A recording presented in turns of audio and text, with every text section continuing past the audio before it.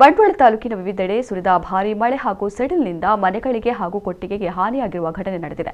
ಕುರಿಯಾಳ ಗ್ರಾಮದ ಮಲ್ಲಿಮೊಗರು ಎಂಬಲ್ಲಿ ಜಿಲ್ಲಾ ಮುಖ್ಯ ರಸ್ತೆಗೆ ಅಡ್ಡಲಾಗಿ ನಿರ್ಮಿಸಿದ್ದ ತಡೆಗೋಡೆ ಕುಸಿದು ಇಲ್ಲಿನ ನಿವಾಸಿ ವಿಜಯಲಕ್ಷ್ಮಿ ಸದಾಶಿವ ಸಾಮಾನಿ ಅವರ ಕೊಟ್ಟಿಗೆಗೆ ಬಿದ್ದಿದೆ.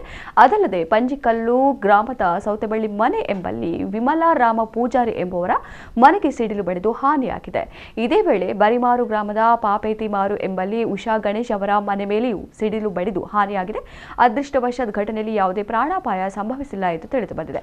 ಇನ್ನು ಹಾನಿಗೊಳಗಾದ ಪ್ರದೇಶಗಳಿಗೆ ಸಂಬಂಧಪಟ್ಟ ಅಧಿಕಾರಿಗಳು ಭೇಟಿ ನೀಡಿ ಪರಿಶೀಲನೆ ನಡೆಸಿದ್ದಾರೆ.